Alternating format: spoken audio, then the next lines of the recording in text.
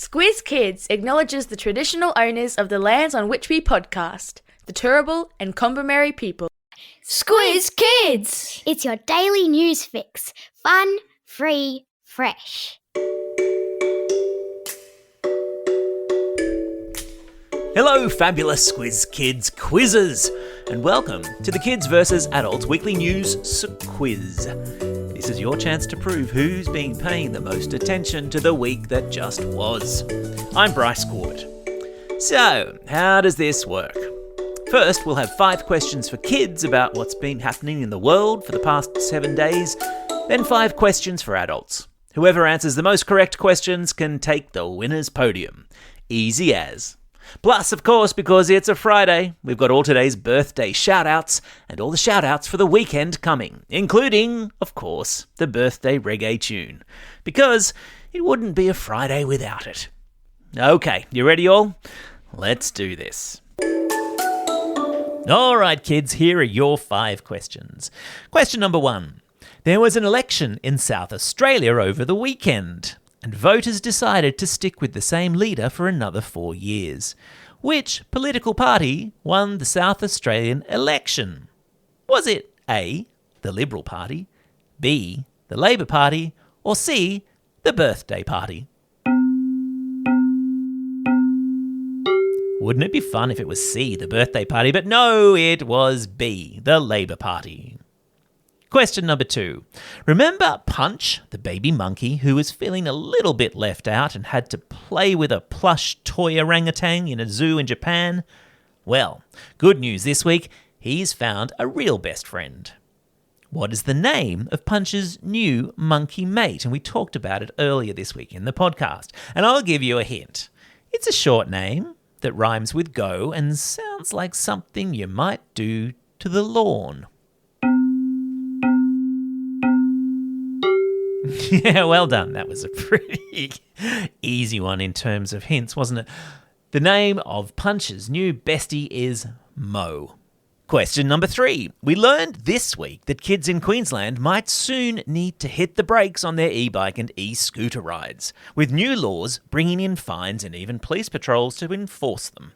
What is the minimum age that you'll need to be before you can legally ride an e-bike or e-scooter in Queensland? Is it A, 12, B, 14, or C, 16 years old? Yep, well done if you said C, 16 years old. Question number 4. This week, one McDonald's took fast food to a whole new level, with robots greeting customers, delivering meals, and even entertaining kids. In which Chinese city did this take place? And remember, I'm asking which Chinese city. Was it A, Shanghai, B, Seoul, or C, Tokyo? Well done if you said Shanghai, because of course Seoul is in South Korea and Tokyo is in Japan. Question number 5. We heard in the podcast this week how there was a US college basketball game where one player made his opponent look like they'd accidentally wandered in from primary school. What was so incredible about Olivia Ryu's appearance? Yeah, that's right. He is extremely tall. He stands at around 2 meters and 36 centimeters, or 7 foot 9 inches tall. Whoa! Alrighty, how did you go, kids? Be honest, did you just cook the adults? I thought so.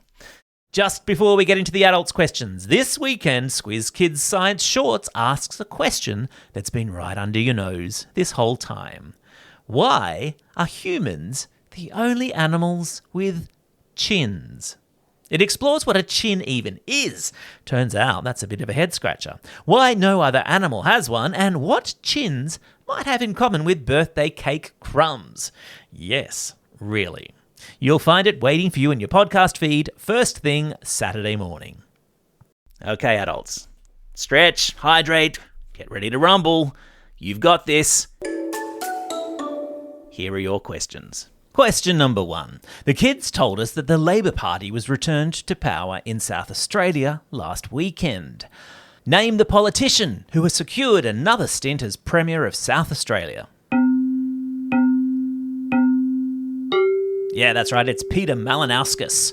Question number 2. Who did the Matildas lose 1-0 to in last weekend's Women's Asian Cup final in Perth? Yep, that's right, they lost to Japan. Question number 3. Name the pesky tropical cyclone that just wouldn't leave Australia alone this week, smashing into Queensland, the NT and WA. Yeah, that's right. Her name's Narelle. Question number 4. If you're any sort of a hip adult, you'll get this one. Which mega famous boy band almost broke Netflix this week with the streaming of their comeback concert? Did you say BTS? My, you are a hip adult. Question number 5. Staying with pop culture, which Aussie songstress, who will be representing Australia this year at the Eurovision Song Contest, kicked off her Eurovision campaign this week with a gig in Norway? Take a bow if you said Delta Goodrem. All right, adults, how did you go? Count up your score. Who's claiming the bragging rights this week? If you've missed any of these cool news stories throughout the week and you want to refresh your memory, all of this week's Squiz Kids episodes are available for a re-listen wherever you get your podcasts. And for the big people, check out the Squiz Today podcast for our news content for grown-ups. Alrighty, we're not done yet, because coming up next, it's time for... Shout-outs. It's Friday, March 27. Today is Walk to Work Day, and it's also Wear a Hat Day, raising money for brain tumour research. Walk to work, wear a hat. Those two work very nicely together. It's also a special day for these Squiz Kids celebrating a birthday today and over the coming weekend. And because it's a Friday, let's crack out the old birthday reggae tune. Hit it! And it's a happy birthday to Rod from Petrie, Alabama from Belmont, Tiaza from Lithgow, Dave from Lakes Entrance, Charlotte from the Blue Mountains, Ben from Clyde North, Olivia from East Fremantle, Henry from Longueville, Oscar from North Perth, and Emilia, who's listening all the way over there in Bucaramanga in Colombia in South America.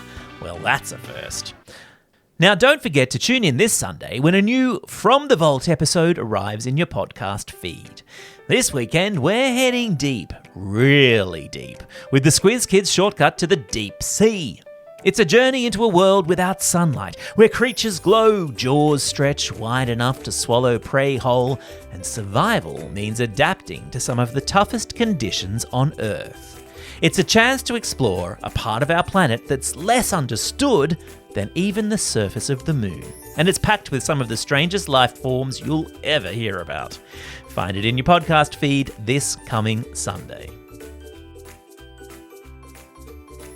For now, though, this is Bryce Corbett signing off and reminding you all to get out there and have a most excellent day. Over and out.